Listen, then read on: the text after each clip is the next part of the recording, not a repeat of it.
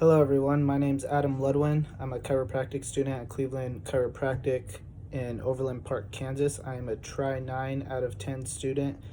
And today, for our health talk, we will be talking about stress, which is very common for us students and everyone in life. So, first off, is recognizing our stress overload. And stress is living in a perpetual state of emergency. And what this can do is your mind and body can pay the price or start to feel off balance due to what we call stress. Stress is also cumulative, so if one thing stresses you out the next day, it can just constantly keep building and building and building, causing more stress over time and just accumulating and gathering up, being one big problem. Some early signs of stress can include things such as headaches, irritability, nervous stomach, and nervous sleep. And even though some of these things are common without stress, if you're consistently having stress and it's cumulative and building up, and these symptoms are associated same time you are having stress, it is probably due to the stress. Another thing is, if you don't take warning signs seriously, it can build and cause serious emotional and physical, academical, social disruption in life. You're stressed out about something and most people don't do anything about it. It will just continuously build and then start to cause problems, and usually leads to some kind of emotional breakdown, or make you want to hit something, which cause physical abuse to yourself. Your grades might start becoming an issue because you're worried about other things. You don't want to talk to your friends, things of that nature. And one of the most important things is the negative effect it has on the immune system and on your body. So you constantly being stressed, this means that your immune system is going to be altered and could make you prone to illnesses, constantly getting sick, adding the other symptoms on top of that, and it's just not a good time. Two things I wanted to talk about were the difference between anxiety and stress. So stress is a normal physical response that you have when you are faced with a challenge. You deal with something, during the day, and you don't know how to solve it. It might stress you out for a little bit until you come to the conclusion and answer how to answer that. When anxiety occurs for no identifiable reason and is similar to constant fear, that's something of like you're anxious to go on an airplane, you're scared to go on an airplane because you're going to be way up. That's anxiety. Compared to stress is something that you can control. And then also, excessive and lasting bouts of worry can reflect an anxiety disorder and require different treatment. You might have to be put on medications or go to some kind of therapy to help solve your problem of anxiety, compared to stress, where the outcomes can be dealt with by you yourself. Some common effects of stress: it affects every aspect of your life and may experience mental, behavior, physical, and emotional symptoms, which we discussed already. Uh, some of the things it does on your body could cause headaches, muscle tension, pain, fatigue, change in sex drive, upset your stomach, sleep problems, frequent illnesses. So, you have all this stress built up on top of, now your body is thinking you're in some kind of distress, and you're getting headaches because of it, and your neck's getting super tensed up because you're frustrated, or it's causing you pain, and it might affect your sleep. You can't sleep because you're so anxious and you're stressing about all your problems, and it just has effect on everything, and it all plays a role and balls up into one. Like I said, stress is cumulative.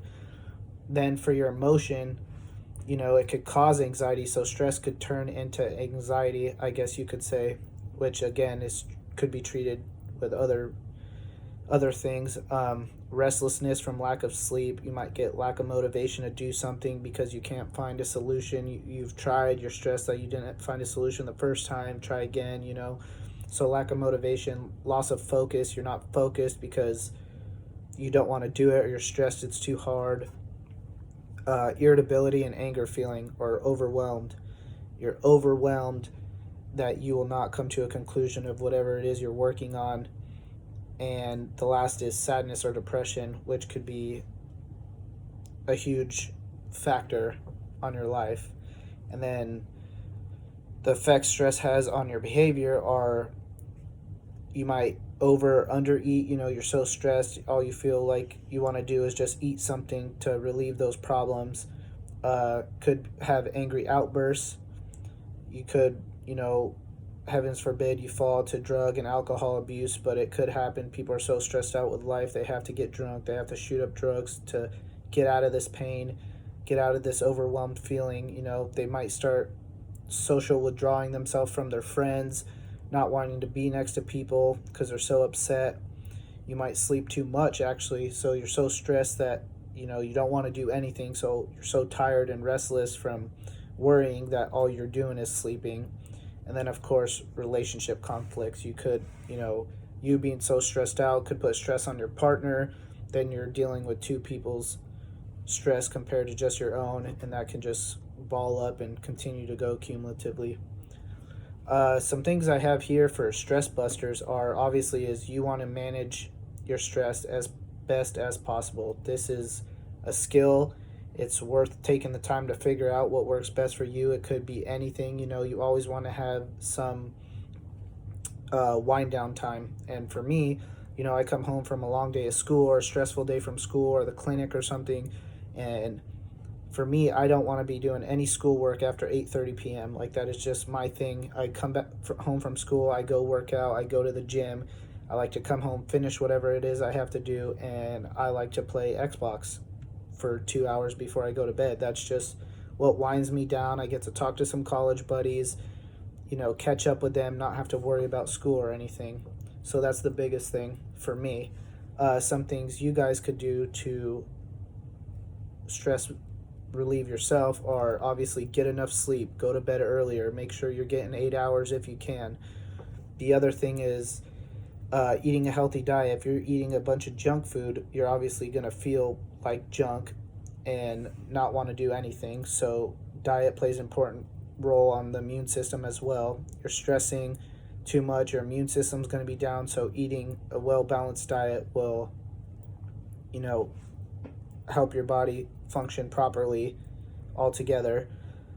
Some other things are, you could learn how to deep breathe and use relaxing techniques such as meditation. I do know a couple people that, their alone time, they want to spend 5-10 minutes by themselves in their household alone and just breathe for 5 minutes deeply. And, that's their alone time. That's what they do to relieve stress, which is okay. That's something you could do. Like I said, exercise regularly. I go to the gym daily. That is something that relieves me from, I come home from a stressful day, school, clinic, patients, whatever it is. I go home from school and then I go to the gym. I change, I go to the gym, and for that hour and a half that I'm working out, nothing else matters. I'm worrying about improving my health, and it's a huge stress reliever. And then the last thing that we could do, obviously, goes in with eating a healthy diet, is not too much caffeine. Don't be drinking so much coffee without enough water. Don't be, relying on soda, and limit your caffeine intake and input more water into your diet. That is the biggest thing. I think the health style and finding time to wind down is the huge stress buster in this situation. If you are doing so many things that are accumulating this stress, you need to find a way to wind down. It's super important. It will take effect on your health, overall health. Like I said, you're prone to illnesses. You might get sick more. Then the headaches are going to come. Then the fatigue comes, and all the other problems that are associated with this will just build up on top of each other, and you are not going to feel great. So make sure you're eating a well-balanced diet, exercising regularly, drinking plenty of water, and getting enough sleep. And that's not only with stress alone itself. That is something that we should be doing anyway to be living a fairly normal, healthy lifestyle. So Those are some stress busters that we could do.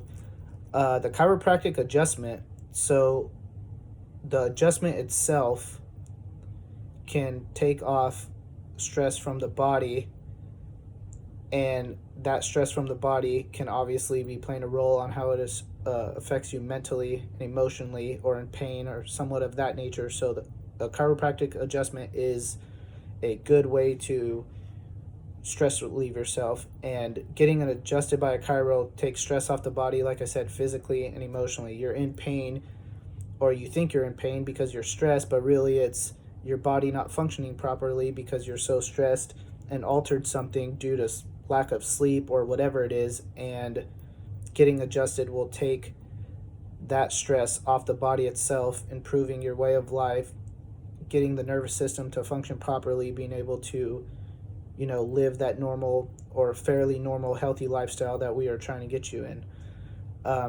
After correcting spinal disturbances, this can control several things, such as nociceptors, which are related to pain, like I said, and increased dopamine release, which is the brain's reward system. You might have your spine or whatever it is might not be moving properly when you go to the chiropractor, which is causing you stress. We take care of this problem or altered biomechanic that you're dealing with. We provide an adjustment.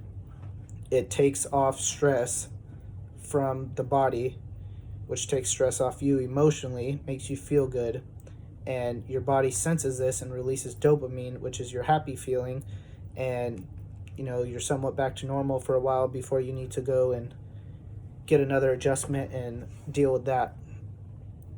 Lastly is getting help. So if you're in so much stress and it is causing life changes, getting help is not a bad option. You might want to seek help. If you're excessively worrying and stressed and it's impacting your quality of life, and you just stress busters aren't working, you need help, reach out. It's time to get help. Maybe stress relief or what you're doing is not working as best as you want it to. Go to a professional, get help. It's not bad to get help. A mental health clinician or a physician can help identify a variety of treatment options that can help you and find relief. So like I said, never be afraid to seek help if that's what you believe is best for you. Live a healthier lifestyle. Do stress relief as much as you can. Take alone time. Eat a healthy diet. Implement all these things into your life. And honestly, you should be implementing all these things into your life no matter what. Even if you're not stressed, it will help you lower the amount of stress that you take on anyway. So just living a healthier lifestyle is obviously better all around, and I suggest everyone leans towards this to help improve quality of life. So that is my talk on stress. Thank you for watching, and we'll see you next time.